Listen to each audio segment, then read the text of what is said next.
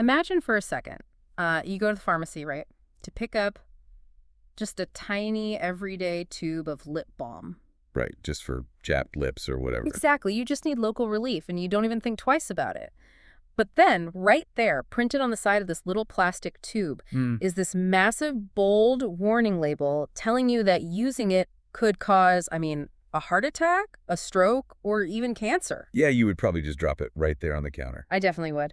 Because the instinct is that, well, no amount of local relief is worth risking some massive systemic catastrophe, right? Oh, absolutely. It completely shatters your expectation of safety. Yeah. I mean, when someone goes in for an isolated local issue, getting hit with warnings of severe body-wide consequences, it just creates immense anxiety. And that exact scenario is what millions of women face every single day when they pick up a prescription for a highly localized, like really tiny dose of vaginal estrogen. It Yeah. comes with this giant, terrifying boxed warning from the FDA. It does, yeah. It's a huge hurdle for patients. So, today we are doing a deep dive into the treatment of genitourinary syndrome of menopause, or GSM for short.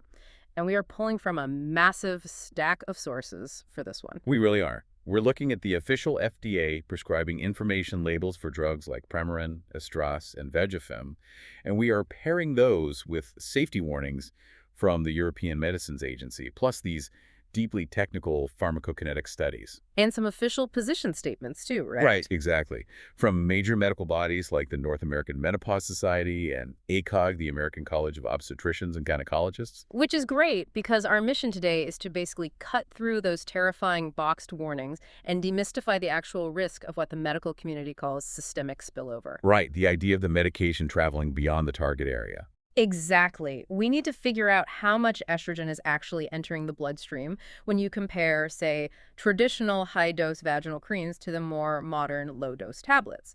To me, this is essentially a biological detective story, where the dose and the delivery method completely rewrite the rules. And the stakes for you, the listener, are incredibly high here. I mean, an estimated 40 to 54% of postmenopausal women experience GSM symptoms. That is a massive percentage. It really is. The tissues of the lower urinary tract and the genitalia are exceptionally rich in estrogen receptors.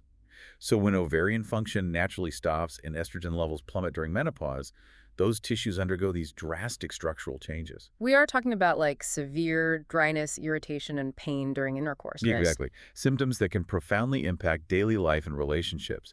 So understanding the exact risks of the treatments designed to reverse those changes is just critical for making informed medical decisions. Okay, so before we start comparing a cream to a tablet, we really have to understand the mechanics of how the body absorbs hormones through the vagina. Because from what I read in the sources, it behaves completely differently than swallowing a pill. Oh, totally differently. The biology of absorption is the key to this entire puzzle. So when a woman has GSM, the lack of estrogen causes the vaginal tissue to become pale, thin, and really dry. So the normal protective barrier is just kind of gone? Right. The normal, healthy, thick layers of cells that usually act as a barrier are just depleted. Now, consider what happens when you introduce a medication orally, like swallowing a traditional hormone replacement pill. Okay. It goes down your digestive tract and gets absorbed into blood vessels that lead directly to your liver. This is known in medicine as the first pass effect. The first pass effect, right? Yeah, because your liver evolved to filter toxins, it basically metabolizes and removes a huge portion of that drug before it ever has a chance to reach the rest of your systemic circulation. Wait, so if I'm understanding this, to get a tiny bit of medication to the actual target tissue, like the brain or the bones, you have to swallow a relatively massive dose just to survive the liver's filtering process. That is the exact trade-off of oral medication, yeah. Yeah. But, and this is crucial, when estrogen is applied vaginally, it completely bypasses that hepatic first pass effect. Oh, wow. It just skips the liver entirely. It skips it entirely. The hormones are absorbed directly through the vaginal mucosa into the local tissue and the local blood vessels. Our sources highlight this fascinating pharmacokinetic study comparing the exact same dose of estrogen given orally versus vaginally. And what did they find? The vaginal administration resulted in serum, meaning systemic blood levels that were 10 times higher, And the endometrial tissue concentrations were actually 70 times higher than the oral administration. Wait, 70 times higher in the tissue for the exact same dose just by changing how it goes into the body. Exactly. Same dose, different entrance point. That is wild. That means a systemic oral pill is an incredibly inefficient way to treat a local vaginal problem. Highly inefficient, yes. But the absorption isn't just like a flat rate, right? It depends heavily on the actual health of the tissue on the day you apply it. Right. The absorption rate is highly dynamic. It is totally dependent on the condition of the vaginal mucosa itself. A thin, atrophic vagina, which is, what a patient has when they first seek treatment for GSM, is highly absorptive because that tissue barrier is severely compromised. It's just very vulnerable. Extremely. Yeah. But as the treatment starts working over the first few weeks, the tissue heals. It thickens up, rebuilds its cellular layers, and becomes what we call estrogenized. Okay, so as it gets healthier. As that tissue gets healthier and thicker, its physical ability to absorb the estrogen into the bloodstream actually decreases. Okay, let me make sure I'm picturing this mechanism correctly. It operates somewhat like a bone-dry sponge, doesn't it? That's a great way to look at it, actually. Like, when you drop water on a totally desiccated sponge, there's absolutely no resistance. It just soaks it up instantly right down to the core. But once that sponge is damp, plump, and totally saturated, pouring more water on it means the water just kind of beads up and stays on the surface. Yes, precisely. So if that logic holds, a patient is actually most vulnerable to the medications spilling into their bloodstream on day 1 when their tissue is the most damaged, rather than on day 30 when they've been using it for a month. You nailed it.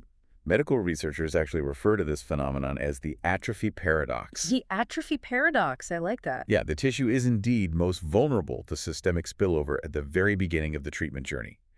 And this paradox explains why side effects indicating systemic absorption like temporary breast tenderness or nausea usually manifest early in the treatment course. And then they just fade away. Exactly. They organically fade away as the local tissue rebuilds its barrier.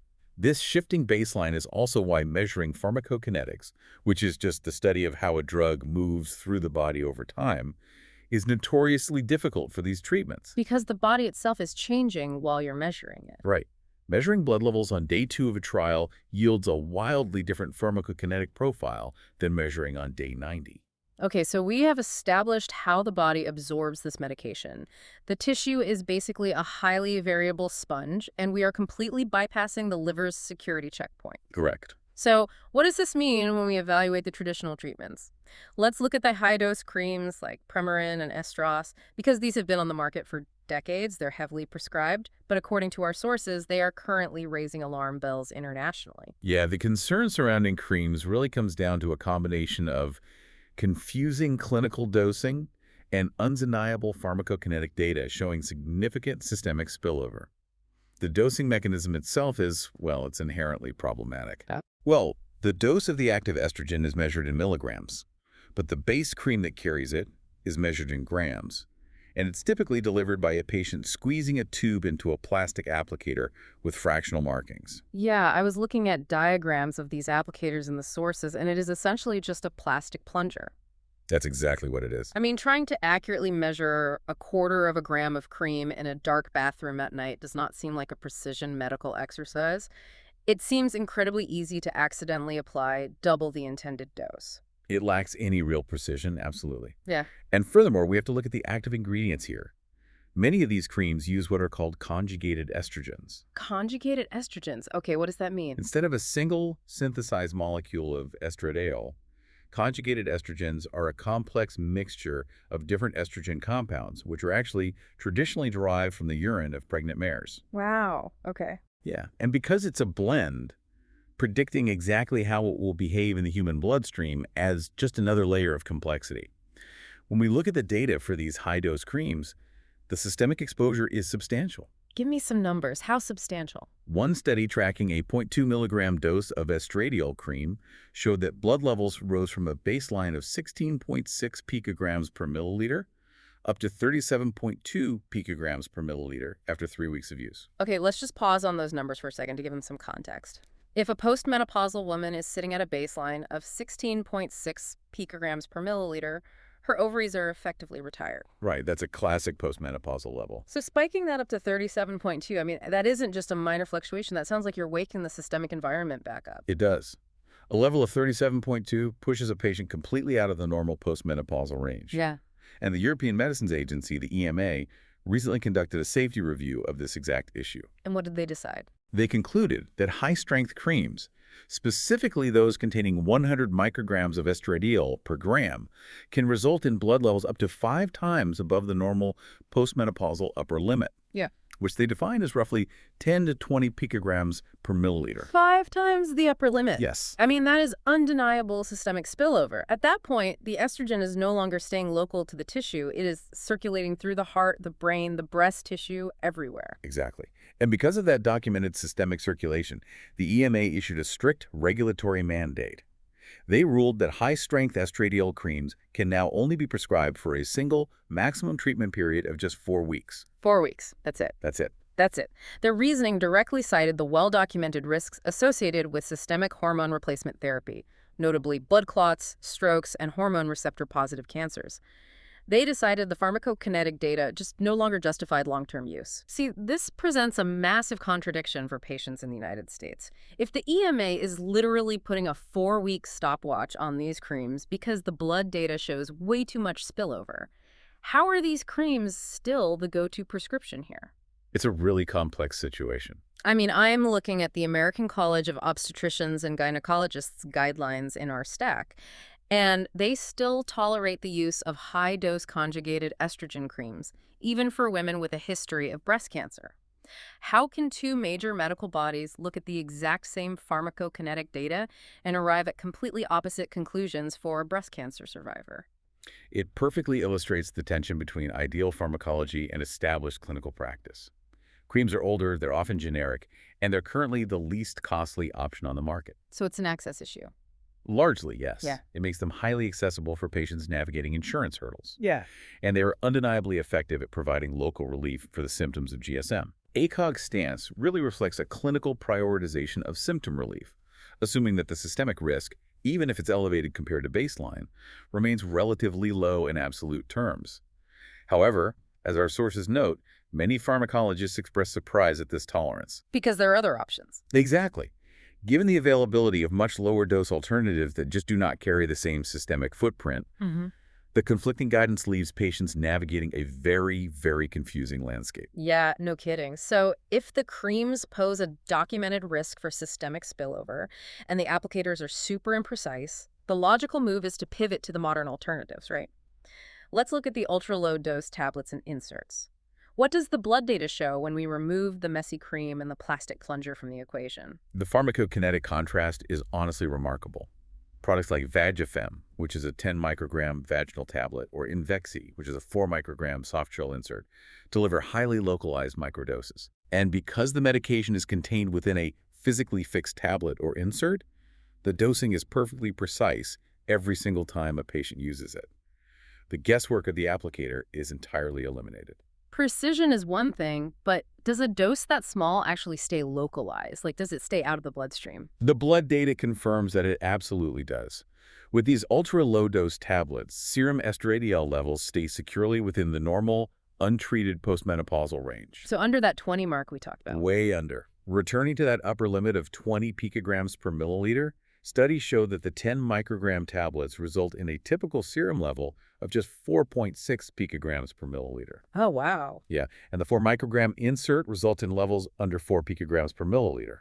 From a systemic blood test perspective, those levels are essentially indistinguishable from a postmenopausal woman who is not taking any hormone therapy at all. That's incredible. I was actually looking at the total cumulative dosage over time for these microdose products in the sources, and the scale is difficult to even wrap my head around. It really puts it in perspective. Yeah, the maximum annual delivered systemic dose of a 10 microgram tablet used twice a week as directed is just 1.14 milligrams. So taking this vaginal tablet twice a week for an entire year puts roughly the same amount of active estrogen into your body as swallowing one single daily oral pill. Yes. It is the equivalent of taking a single cup of coffee, dividing it up, and drinking it over 365 days. The coffee analogy perfectly captures the sheer magnitude of the dose reduction there, and this minimal exposure is why it matters so much in clinical practice. By utilizing a microdose and bypassing the liver's first pass effect, patients achieve the local tissue healing required to reverse that urogenital aging, without triggering the systemic blood levels associated with cardiovascular or cancer risks. The estrogen stays in the lower pelvic region right where it is needed. I mean, the theory makes perfect sense based on the blood levels, but do we have actual long-term human data to back it up? Because it is one thing to measure blood in a lab for a month, right? It's another to see what happens to real women over decades. Oh, we have incredibly robust long-term observational data. The Nurses' Health Study is one of the most significant epidemiological studies in women's health. Researchers followed tens of thousands of postmenopausal women over an 18-year period. 18 years. 18 years, and when they isolated the data for 896 users of vaginal estrogen and compared them to over 52,000 non-users, they found absolutely no difference in the risk of cardiovascular disease, cancer, or hip fractures. Not at all. None. After nearly 2 decades of tracking, the safety profile for low-dose local treatments proved identical to taking nothing at all. Hold on, wait. If the pharmacokinetic data shows the blood levels don't spike, and a massive 18-year longitudinal study proves there is no increased risk of heart disease or cancer, why did my hypothetical lip balm from the intro, or rather, this tiny 4-microgram tablet, come with a giant FDA-boxed warning about dementia and strokes? Somebody in this equation has to be wrong. To understand the origin of that boxed warning, we have to look back at the historical shock wave of the Women's Health Initiative, or WHI studies in the early 2000s. I remember that. Right. The WHI was a massive trial designed to see if systemic hormone replacement therapy prevented heart disease in older postmenopausal women.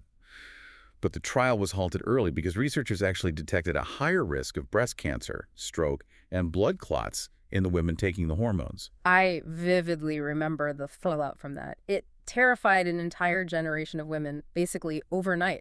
People were flushing their hormone prescriptions down the toilet based on the evening news headlines. The panic was palpable, and it profoundly shifted medical practice.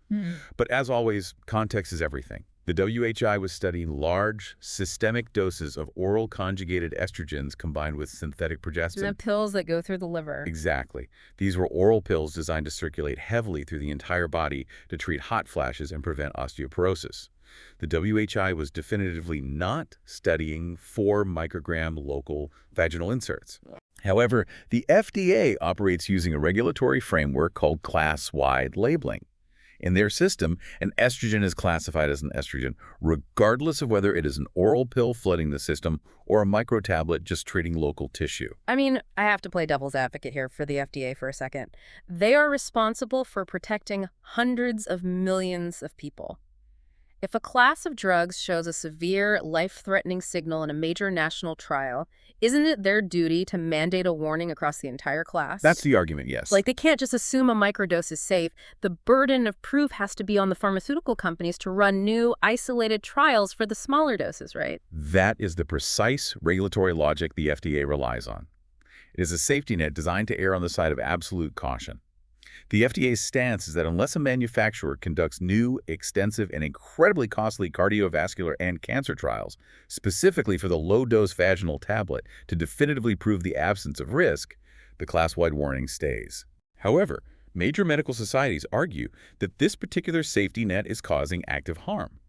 Organizations like the North American Menopause Society, the Endocrine Society, and ACOG are aggressively pushing back. Because they believe the warning label is stopping women from getting a treatment that is fundamentally safe. Precisely. A 2020 NAMS position statement explicitly calls out the FDA, stating that the severe box warning may discourage appropriate use. They are validating the deep frustration of physicians out there. I can imagine. Treating a 4-microgram local insert as if it carries the identical systemic risk profile of a daily oral pill ignores the fundamental principles of pharmacokinetics. It essentially equates swallowing a gallon of water to placing a single drop on a dry sponge. And the medical societies aren't just relying on the 18-year Nurses' Health Study anymore, are they? Our sources mention much newer, massive data sets that reinforce this safety profile. Yes, the most compelling recent evidence is a 2023 meta-analysis. They synthesized data from over 100,000 women using vaginal estrogen. That's a huge sample size. Massive. The researchers looked at all-cause mortality, meaning death from any cause whatsoever. The analysis showed a relative risk of 0.98 for vaginal estrogen users compared to non-users. Okay, break that down for us non-statisticians. In statistics, a relative risk of 1.0 means there is zero difference between the groups. A risk of 0.98 is essentially the margin of error for identical safety. The data overwhelmingly demonstrates that for these low-dose local products, the systemic risk simply does not materialize. Bringing all this complex biology and regulatory history together, why does this deep dive matter for you, the listener? I mean, if you or someone you love is navigating the often frustrating complexities of menopause, you need to know that suffering in silence with GSM is not a biological mandate. Absolutely not. And treating it does not require accepting severe systemic side effects. You are no longer flying blind when you read a terrifying label at the pharmacy. You now have the vocabulary to walk into a doctor's office and have a highly specific, informed conversation. You really do. You can discuss the liver's first pass effect. You can ask about pharmacokinetics and the atrophy paradox.